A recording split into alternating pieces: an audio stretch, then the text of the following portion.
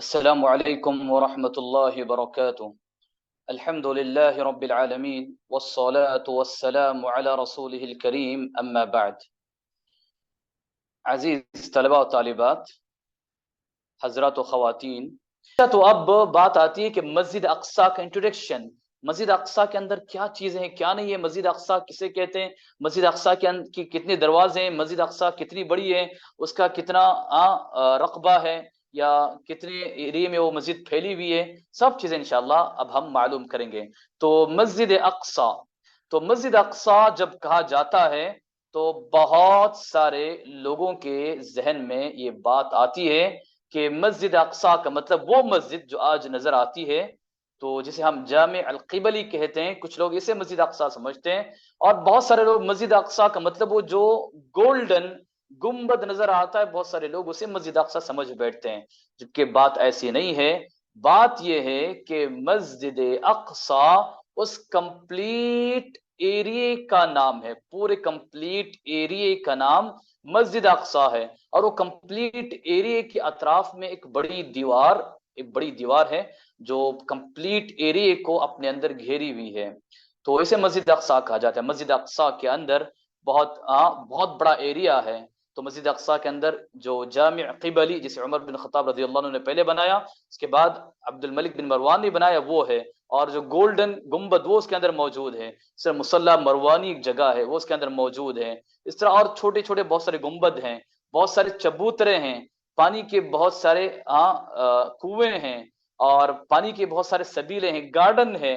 مسجد کے under ground بھی بہت ساری چیزیں ہیں، اور بہت سارے لینڈ مارکس ہیں. تقریباً کہا جاتا ہے کہ 200 لینڈ مارکس اس ایریے کے اندر موجود ہیں. یہ پورے ایریے کا نام مسجد اقصیٰ ہے. صرف وہ مسجد اقصیٰ نہیں جہاں چھت بنی ہوئی ہے، وہ مسجد اقصیٰ نہیں، یہ کھلا ایریا جو بھی ہے. آپ کو بتاؤں تو تقریباً 36 ایکڑ یا پھر دوسرے الفاظ میں کہوں 1,44 اسکوائر میٹر کا جو جگہ ہے، یہ مسجد اقصیٰ کی جگہ ہے. اسے اچھی طرح ذہن میں رکھیں. انشاءاللہ ابھی تھوڑے ٹائم سے میں آپ کے آگے فوٹوز شیئر کروں گا تاکہ آپ اچھی طرح سمجھ سکیں کہ مسجد اقصیٰ کسے کہتے ہیں اور کیا چیز ہے. کیونکہ جب تک اب میں درمیان میں فوٹوز شیئر کروں تو ہمارا درس آگے پیچھے پرابلم ہو سکتا ہے. تو لاسٹ میں پورے فوٹوز شیئر کر کے آپ کو بتاؤں گا کہ مسجد اقصیٰ کیا کیا ہے. پہلے آپ ذہن میں رکھیں کہ مسجد اقصیٰ کا ٹوٹل ایریا 1,44 اسکوائر میٹر پر مشتمل ہے، یا پھر 36 ایکڑ مسجد اقصیٰ کی جگہ ہے. تو مسجد اقصیٰ سب سے پہلے مسجد اقصیٰ وہ ہے جسے الجامع القبلی کہا جاتا ہے. مسجد اقصیٰ وہ ہے جسے جامع القبلی. مسجد اقصیٰ میں سب سے پہلے جو چیز ہے اسے جامع القبلی، مطلب وہ مسجد جسے عمر رضی اللہ عنہ نے بنانے کا حکم دیا تھا، وہ سب سے پہلے مسجد اقصیٰ میں قبلے کی طرف آتی ہے، اس لیے اسے جامع القبلی کہا جاتا ہے. یہ قبلے کی طرف یہ مسجد آتی ہے. ٹھیک ہے جی. اور اس کے اندر 5 نمازیں پڑھی جاتی ہیں، جمعہ کا خطبہ، عید کی نمازیں وغیرہ اسی جگہ پڑھی جاتی ہے. اسے جامع القبلی کہا جاتا ہے. ٹھیک ہے. سب سے پہلے یہ مسجد ہے، اور یہ جو مسجد ہے الجامع القبلی جی ٹھیک ہے. تو یہ مسجد جو ہے یہ تقریباً اس کی لمبائی 80 میٹر ہے اور اس کی چوڑائی 55 میٹر ہے. جامع القبلی کی لمبائی 80 میٹر اور اس کی چوڑائی 55 میٹر ہے. اوکے. اور اس کے اندر تقریباً 53 سنگ مرمر کے ستون ہیں اور 49 نارمل ستون ہیں، مطلب اس کے پلرز کی بات کر رہا ہوں، اور یہ اسے جامع القبلی کہا جاتا ہے. اوکے. سیکنڈ نمبر پہ جو ہمیں معلوم کرنی ہے وہ یہ قبۃ الصخرہ، جسے ڈوم آف راک کہتے ہیں یا پھر گنبد صخرہ کہتے ہیں. تو یہ اصل میں کیا ہے؟ یہ اصل میں بہت بڑا گنبد ہے جو وہاں پر ایک بڑی چٹان ہے، وہاں پر ایک بڑی چٹان ہے، اس چٹان پر اس گنبد کو بنایا گیا ہے، اسے گنبد صخرہ کہا جاتا ہے. اوکے. اور یہ عبد الولید بن عبد الملک بن مروان نے اسے بنایا تھا، اور ایک بڑا خوبصورت اور بڑا پیارا گنبد ہے جسے آپ اسے دیکھتے ہیں. ٹھیک ہے جی. اور یہ اصل میں کچھ لوگ سمجھتے ہیں یہی مسجد ہے، یہ مسجد نہیں، یہ مسجد اقصیٰ کا ایک پارٹ اور مسجد اقصیٰ کا ایک ایریا ہے، اور بڑا گنبد جو گولڈن کلر کا گنبد ہے، بڑا مشہور گنبد ہے جی، اور اس گنبد کے تعلق سے بہت ساری الگ الگ باتیں آتی ہیں، تو ذہن میں رکھیں اس گنبد کی اسے کوئی خاص فضیلت نہیں ہے۔ کچھ لوگوں میں بڑا مشہور ہے کہ یہ گنبد ہاں ایسا ہے ویسا ہے، اس کی الگ الگ تاریخ لوگ بتاتے ہیں، اور بتاتے ہیں کہ جیسے مکے میں حجر اسود ہے، اس طرح بیت المقدس میں یہ گولڈن گنبد کی حیثیت ہے۔ تو اس طرح اس کی کوئی خاص فضیلت اور اس طرح اس کا کوئی خاص مقام و مرتبہ نہیں ہے۔ دیکھیے حدیث میں اس تعلق سے جو بھی حدیثیں آتی ہیں کوئی صحیح نہیں ہے۔ ابن القیم رحمہ اللہ نے کہا کہ جو بھی حدیثیں، جو بھی باتیں، روایتیں اس گولڈن گنبد کے تعلق سے آتی ہیں، پھر وہ چٹان والے ایرے کے تعلق سے آتی ہیں، سب کے سب صحیح نہیں ہے، پوری کی پوری جھوٹی ہے، جھوٹے لوگوں نے اسے بنایا تاکہ لوگ وزٹرز یہاں کو وزٹ کر سکیں، یہاں بار بار آ سکیں۔ تو کچھ لوگ، بڑا لوگوں میں مشہور یہ ہے کہ اللہ کے رسول صلی اللہ علیہ وسلم اسرا معراج پر جب گئے تھے تو یہ وہ ایریا تھا گولڈن گنبد والا ایریا، وہاں بڑا چٹان ہے، اس چٹان سے اللہ کے رسول صلی اللہ علیہ وسلم معراج پر تشریف لے گئے تھے، جبکہ بات ایسی نہیں ہے، اس طرح کی کوئی صحیح حدیث سے اس طرح کی کوئی بات نہیں ملتی ہے۔ کہا جاتا ہے کہ جب اللہ کے رسول آسمان کی طرف اوپر چلے گئے تو یہ جو چٹان تھی یہ بھی اللہ کے رسول کے ساتھ اوپر چڑھنے لگی، تو جبریل علیہ السلام نے کہا جا واپس بیٹھ جا، تو وہ چٹان جا کر واپس بیٹھ گئی۔ اس طرح کی کوئی بات نہیں ہے، اس کی کوئی خاص فضیلت نہیں، جیسے کہ ابن القیم رحمہ اللہ نے کہا اس تعلق سے جو بھی باتیں آتی ہیں سب کی سب جھوٹی اور صحیح نہیں ہے، کوئی صحیح بات اس تعلق سے نہیں آئی ہوئی ہے۔ اچھا، اس کے بعد مسجد اقصی، مسجد اقصی کے دروازوں کے تعلق سے معلوم کریں گے تو مسجد اقصی کے ٹوٹل 14 دروازے ہیں۔ کتنے دروازے ہیں؟ ٹوٹل 14 دروازے مسجد اقصی کے ہیں۔ اوکے، اس میں سے 10 دروازے ابھی کھلے ہیں اور 4 دروازے بند ہیں جنہیں یہودیوں نے بند کر کے رکھ دیا ہے۔ اوکے، تو اس کے 14 دروازوں میں سے 10 دروازے ابھی کھلتے ہیں۔ اس کے علاوہ مسجد اقصی کے ٹوٹل 4 مینار ہیں۔ مسجد اقصی کے کتنے مینار ہیں؟ 4 مینار ہیں جو مسجد اقصی کے جو علاقے پر یہ بنائی گئی ہے۔ اور اسی طرح مسجد اقصی میں ایک جگہ جسے مروانی مصلی کہا جاتا ہے، اصل میں یہ بنو امیہ کے زمانے میں ایک بہت بڑا مصلی بنایا گیا، یہ بھی بہت بڑی جگہ ہے، انڈر گراؤنڈ میں آتی ہے۔ اور یہ مصلی اصل میں کہا جاتا ہے کہ جب مسجد اقصی ریکنسٹرکٹ ہو رہی تھی تو تب تک کے لیے اسے بنایا گیا، ایسے کہا جاتا ہے، جو بھی ہو۔ اور تو یہ بتاتے ہیں کہ یہاں پر بہت سارے مدرسے بھی چلا کرتے تھے، تو یہ مروانی مصلی کہا جاتا ہے کہ ایریا مسجد اقصی کے اندر ہے اور یہ انڈر گراؤنڈ میں پائی جاتی ہے۔ لیکن جب عیسائی کرسچنز جب اس جگہ پر غالب آئے تھے، پرانی بات، تو انہوں نے اس انڈر گراؤنڈ کی جگہ کو اپنے گھوڑوں کے باندھنے کی جگہ کے طور پہ یوز کر کے اس کی بے حرمتی کی تھی۔ اسی طرح مسجد اقصی کے ایریا میں وضو خانہ پایا جاتا ہے، بڑا خوبصورت ہاؤس ہے، اور اس کے بیچ میں ایک فوارہ بھی پایا جاتا ہے۔ تو یہ تقریباً آپ سمجھیے کہ جو مسجد قبلی ہے جہاں مسلمان نماز پڑھتے ہیں اور جو گولڈن گنبد ہے اس کے درمیان یہ بڑا خوبصورت پایا جاتا ہے۔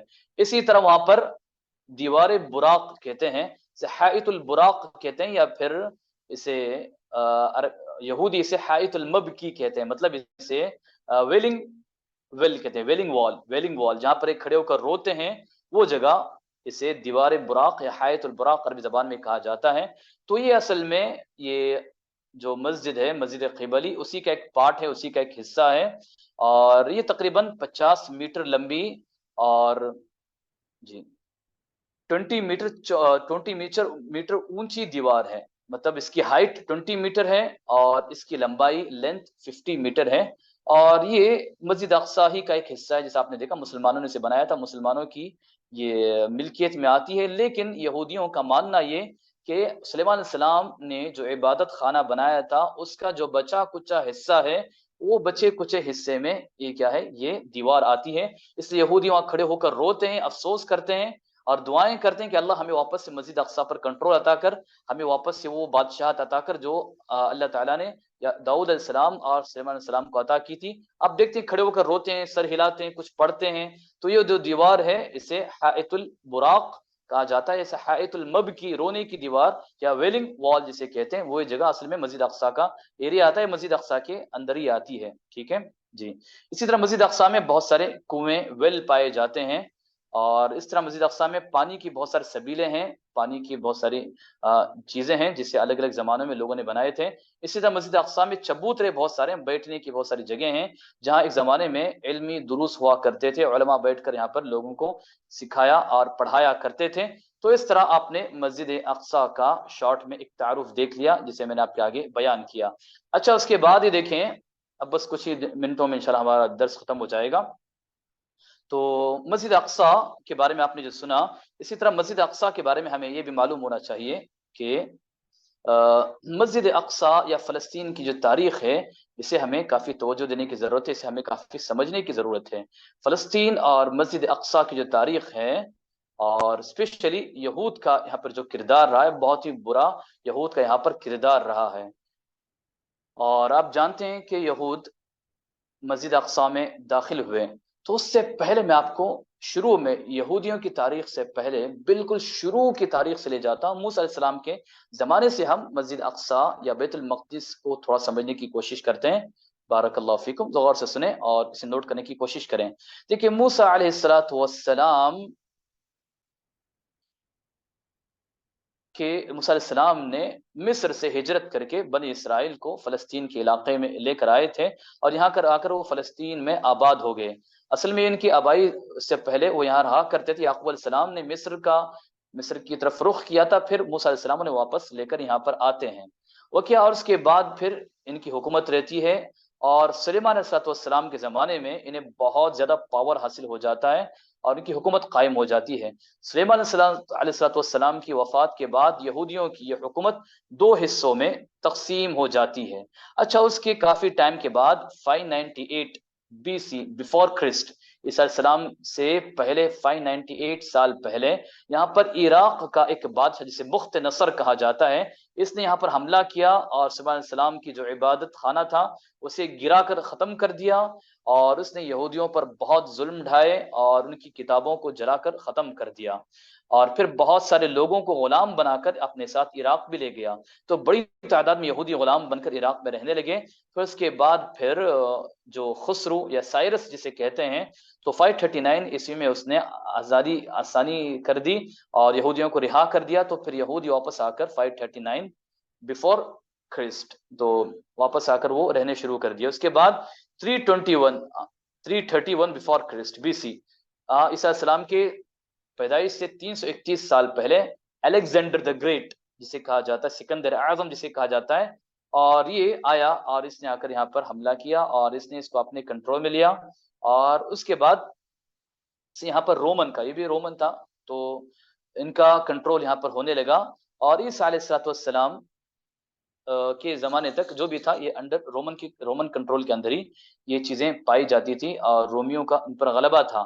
اور اس کے بعد عیسیٰ علیہ السلام کے آنے کے بعد عیسیٰ علیہ السلام نے دعوت و تبلیغ کا کام کیا، تو یہ لوگ عیسیٰ علیہ السلام کو قتل کرنے کے چکر میں پڑے۔ رومن جو بت پرست تھے، جو بت پرست تھے رومن، اور پھر یہودی انہوں نے عیسیٰ علیہ السلام کو قتل کرنے کی کوشش کی، تو جو بھی اللہ تعالیٰ نے عیسیٰ علیہ السلام کو آسمان پر بلا لیا۔ اور اس کے بعد کافی ٹائم کے بعد روم کے ایک بادشاہ نے عیسائیت کرسچینٹی قبول کی، اس کے بعد پھر وہاں پر کرسچینٹی پھیلتی گئی، اس کے بعد پھر یہ بعد میں کرسچنوں کے انڈر آ گئی۔ اس کے بعد پھر ہم دیکھتے ہیں اسلامی دور حکومت میں، تو اسلامی دور حکومت سے پہلے تک یہ کرسچنوں کے انڈر رہی ہے، اس کی یہ تاریخ رہی ہے۔ پھر 14 سن ہجری میں جیسے آپ نے سنا کہ عمر بن خطاب رضی اللہ عنہ نے آ کر اس کی چابیوں کو اپنے ہاتھ میں لیا اور اسے مسلمانوں نے فتح کیا، اور اس کے بعد برابر یہ مسلمانوں کے انڈر رہی۔ درمیان میں کچھ ٹائم کے لیے جیسے آپ نے دیکھا کہ کرسچن پھر اس پر 90 سال تک غالب آ گئے، پھر صلاح الدین ایوبی کی اللہ تعالیٰ نے ان کی توفیق اور ان کی مدد سے اللہ تعالیٰ نے اس کو واپس آزاد کر کے مسلمانوں کے حوالے کیا۔ تو یہ رہی مسجد اقصی کی ہسٹری۔ پھر اس کے بعد ایک لمبے ٹائم کے بعد آہستہ آہستہ یہودی یہاں آ کر رہنے لگے۔ تقریباً کہا جاتا ہے کہ 1700 عیسوی میں کہا جاتا ہے کہ اس کے بعد یہودی یہاں آ کر رہنے لگے۔ جو بھی ہو اس کی ہسٹری میں آپ کو بتاتا ہوں کیسے کیسے یہودی یہاں کر آباد ہونے لگے۔ تو جو بھی ہو بڑے عرصے تک یہ مسلمانوں کے انڈر رہی۔ تو اس کے بعد تقریباً کہا جاتا ہے کہ یہودیوں نے ایک پلاننگ بنائی کہ ہمیں مسجد اقصی کو یا بیت المقدس کو ہمیں حاصل کرنا ہے، اپنے انڈر بنانا ہے۔ تو اس کا آغاز 1880 سے ہوا۔ 1880 میں یہودیوں کے کچھ خاندان آ کر فلسطین میں ہجرت کر کے رہنے لگے۔ اس کے بعد 1897 میں جو زیونسٹ ہے موومنٹ، جسے صہیونی تحریک کہا جاتا ہے، تو زیونسٹ آئے اور انہوں نے مسجد اقصی کو حاصل کرنے کا اپنا پرپس اور پلان بنایا، اور اسی طرح بیت المقدس کو فتح کرنے کا انہوں نے اپنا پلان بنایا اور بہت ساری کوششیں کی اور بہت زیادہ مال وغیرہ خرچ کرنے کی کوشش کی۔ اور یہاں کی زمینوں کو انہوں خریدنے کی کوشش کی. تو جو بھی ہو 1901 میں یہودی آتا ہے, ایک یہودی جو زیونسٹ موومنٹ کا جو لیڈر تھا, وہ خلیفہ یا سلطان عبد الحمید کے پاس آتا ہے, انہیں لالچ دیتا ہے, بہت زیادہ پیسہ دینے کی بات کرتا ہے, بولتا ہے کہ ترکی کے پورے قرضے چکا دیں گے آپ فلسطین کی زمین کو یا بیت المقدس کی زمین کو ہمارے حوالے کر دو. تو انہوں نے بڑی پیاری بات کہی, انہوں نے کہا کہ اس وطن کی سرزمین یعنی فلسطین کی سرزمین جسے ہمارے باپ داداؤں نے خون دے کر حاصل کی ہے, ہم چند درہموں کے بدلے اسے بیچ نہیں سکتے. ہاں, اس زمین کے ایک چھوٹے سے حصے کو بھی بیچا اس وقت تک نہیں دیا جائے گا جب تک کہ ہمارا خون یہاں پر نہ بہے. تو انہوں نے صاف طور پہ انکار کیا کہ ہم اسے بیچ نہیں سکتے, اگر لینا ہے تو ہمارے خون کو گرا کر اسے لینا پڑے گا, ایسے ہی ہم اس کے ایک تھوڑے سے حصے کو بھی نہیں دے سکتے. تو اس کے بعد انہوں نے ترکی جو حکومت تھی اس کے خلاف انہوں نے یہودیوں نے سازشیں سٹارٹ کی, اور یہاں تک کہ 1908 میں اس خلیفہ کو انہوں نے یہاں سے نکال دیا اور اسے کسی طرح ان کی حکومت کو گرا دیا. تو اس طرح بعد میں 1924 میں کمپلیٹلی انہوں نے خلافت عثمانیہ کو یا ترکی کی حکومت کو ختم کیا. اس کے بعد 1914 کا زمانہ ہے جس میں فرسٹ ورلڈ وار ہوا تھا. فرسٹ ورلڈ وار میں تو جو بھی ہو یہودیوں نے بڑی سازش کی, اور یہودی نے عربوں کو ترکیوں کو ایک دوسرے کے دشمن بنایا, اور ایک جگہ ان کے سپورٹ میں برٹش آیا اور ایک جگہ جرمنی ان کے سپورٹ میں آیا. تو جو بھی ہو تو یہودیوں نے برٹش سے ایگریمنٹ کیا کہ ہم پورے ہمارے خزانے لا کر آپ کے پیروں میں گرا دیں گے, شرط یہ کہ آپ ہمیں بیت المقدس یا فلسطین کی زمین ہمارے حوالے کریں. تو اس طرح جو کہا جاتا ہے کہ پرومس یا پھر بلفور جو اس ٹائم پہ جو بندہ تھا اس نے وعدہ کیا کہ میں آپ کو یہ کروں گا. تو جو بھی چیزیں بھی کافی چیزیں چلی, اس نے بڑی پلاننگ کی, انگریزوں نے بڑی پلاننگ کی, اور پھر یہودیوں کا آہستہ آہستہ اس میں ہولڈ دیتے گئے. تو ایسا کرتے کرتے جو بھی تھا 1947 کی بات آئی. 1947 میں برٹش نے اس مسئلے کو یو این او کے سامنے پیش کیا. تو 1947 میں یو این او نے ایک بڑی غلط تقسیم یہ کر دی کہ فلسطین کو دو حصوں میں ڈیوائیڈ کیا, اور فلسطین کو 55% یہودیوں کے حوالے کیا اور 45% مسلمانوں کے حوالے کیا. جب آبادی کے حساب سے دیکھیں مسلمانوں کی تعداد اس وقت بہت زیادہ تھی, کہا جاتا ہے کہ 67% مسلمانوں کی آبادی تھی وہاں پہ, اور 33% وہاں پر یہودیوں کی آبادی تھی. لیکن انہوں نے تقسیم بڑی ظالمانہ تقسیم کی, اور ان کا مقصد اور خطرناک تھا. تو جو بھی ہو تو 14 مئی 1948 میں یہودیوں نے اپنی ملک راتوں رات اپنے ملک کا اعلان کیا اور کہا کہ یہ اسرائیل ہے, ہمارا ملک ہے, ہم اسے اعلان کرتے ہیں. تو فوراً امریکہ, روس نے, برٹش نے, سب نے ایکسیپٹ کیا. بہت سارے عرب ممالک نے سٹارٹنگ میں ایکسیپٹ نہیں کیا, اور ابھی بھی الحمدللہ بہت سارے عرب ممالک اسے ایکسیپٹ نہیں کرتے ہیں, اور لیکن ایک بڑی تعداد عرب ممالک کی انہوں نے اسرائیل کو ایز اے کنٹری ایکسیپٹ کیا ہے. تو اس طرح چیزیں چلی. اس کے بعد پھر 1967 میں عرب اسرائیل کی جنگ چلی, اور پھر اس جنگ میں مسلمانوں کا کافی نقصان ہوا, اور اسرائیل ایک دم پاورفل ہو گیا تھا, اور اس نے جو بھی ہو اور بڑے حصے پر قبضہ کیا. تو جو جیسے میں نے بتایا تھا کہ 1948 میں جب بات ہوئی تھی کہ مسلمانوں کو کیا کریں, 45% ان کو 55% زمین دیں گے, یہ بات ہوئی تھی. تو اس کے تھوڑے ہی ٹائم کے بعد میں یہودی آگے بڑھتے بڑھتے انہوں نے تقریباً 78% اسرائیل فلسطین کی زمین کو اپنے اندر لیا, اور بہت زیادہ ظلم اور بہت ساری چیزیں کی. جو بھی ہو, اور یہ سلسلہ اس کے بعد برابر چلتا رہا, اور آج بھی ہم دیکھتے ہیں کہ اس طرح دن بدن خبریں آتی ہیں کہ یہودی آج بھی اس طرح اس کے قبضے میں لگے ہوئے ہیں, اور کسی طرح وہ اسرائیل کو بڑھانا چاہتے ہیں, اور یہودیوں کے ملک کو شیئر کرنا ہے مجھے جلدی سے.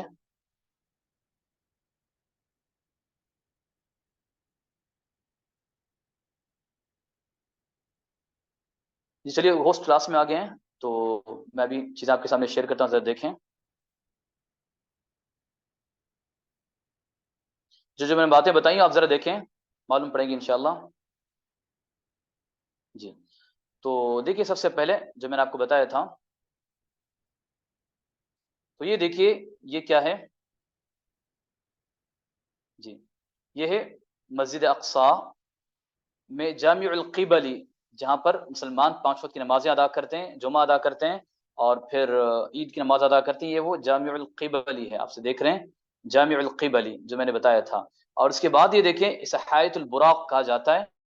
براق کی وجہ کیا ہے؟ یہ کہا جاتا ہے کہ اللہ کے رسول صلی اللہ علیہ وسلم جب آئے تھے مسجد اقصی میں, انہوں نے یہاں پر اپنے جانور کو باندھا تھا, اور اس کے بعد انہوں نے اللہ کے رسول نے نماز پڑھی تھی، لیکن یہودی آپ جو دیکھ رہے ہیں یہاں پر آ کر روتے ہیں، اس دیوار پہ آ کر روتے ہیں، اور اسے ویلنگ وال بھی کہا جاتا ہے۔ یہ دیکھیں مسجد عمر بن خطاب رضی اللہ عنہ، ایک چھوٹی سی جو عمر بن خطاب رضی اللہ عنہ کے نام سے ایک مصلی ہے جو جامع القبلی کی سائڈ میں پڑتا ہے، یہ ہوا۔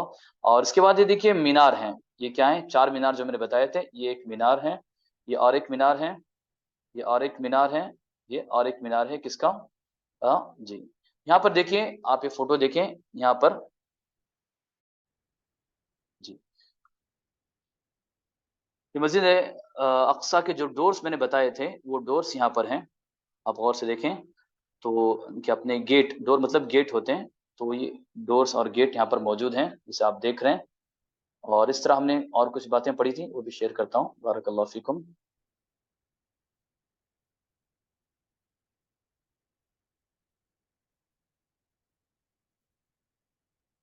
جی دیکھیے اسکرین دیکھیے،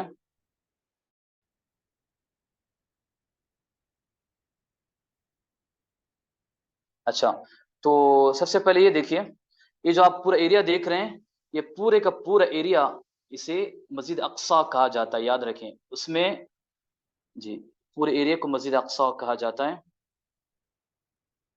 جی یہ دیکھیے یہ ہوا قبۃ الصخرہ، گولڈن جو گنبد ہے یہ ہوا، اور یہ جو ہے نا یہ آپ جو دیکھ رہے ہیں اسے الجامع القبلی کہا جاتا ہے، یہ وہ جگہ جہاں مسلمان نماز پڑھتے ہیں قبلے کی طرف، اس لیے اسے جامع القبلی کہا جاتا ہے، کلیئر جی۔ اسی طرح یہ جو دیکھا جامع القبلی جہاں مسلمان نماز ادا کرتے ہیں، یہ اس کے اندر کا منظر ہے جامع القبلی کے، اور یہ ممبر جو آپ دیکھ رہے ہیں یہ کہا جاتا ہے کہ یہ نور الدین زنگی کا ممبر تھا، لیکن وہ تو جل کر چلا گیا، اسی پیٹرن پہ بنایا ہوا ہے، لیکن یہ جگہ پر ان کا ممبر رہا کرتا تھا جی۔ یہ دیکھیے یہ مسجد عمر جو میں نے بتایا تھا، چھوٹا سا ایریا مسجد عمر کا ہے، اس کے اندر کا ایریا ہے یہ۔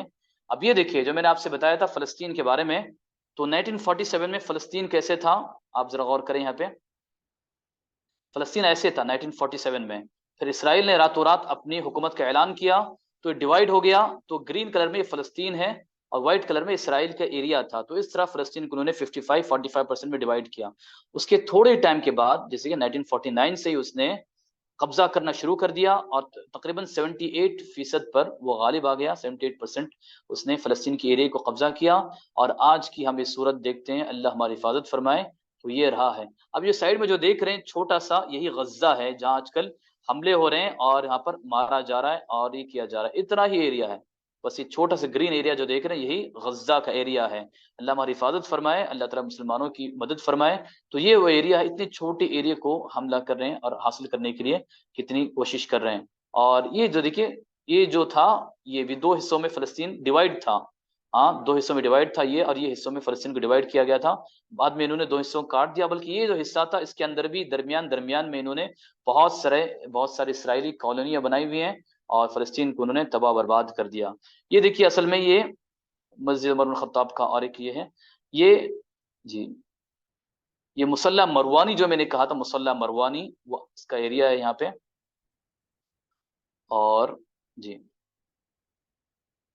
یہ دیکھیے جو گولڈن ڈوم ہے جو فیمس ہے، اس کے اندر جو ہے وہ، تو یہ دیکھ رہے ہیں کہ گولڈن جو گنبد ہے آپ سے دیکھتے ہیں، اس کے اندر کیا ہے، اس کے اندر یہ چٹان ہے جو آپ دیکھ رہے ہیں درمیان میں، یہ بڑا پتھر راک جو ہے اسے اس لیے ڈوم آف راک کہا جاتا ہے، تو یہ بڑی چٹان ہے، اسے ڈوم آف راک یا گنبد صخرہ کہا جاتا ہے، تو اسی کے اوپر یہ گنبد بنایا گیا، اس کے اندر کچھ نہیں، ایسی اتنی زمین ہے، اس کے 8 کونے کی یہ بلڈنگ ہے، 8 کونے کی بلڈنگ ہے یہ، تو اس کے اندر یہ کیا ہے، اوپر ایک چٹان ہے اور کچھ نہیں ہے اس کے اندر، ٹھیک ہے۔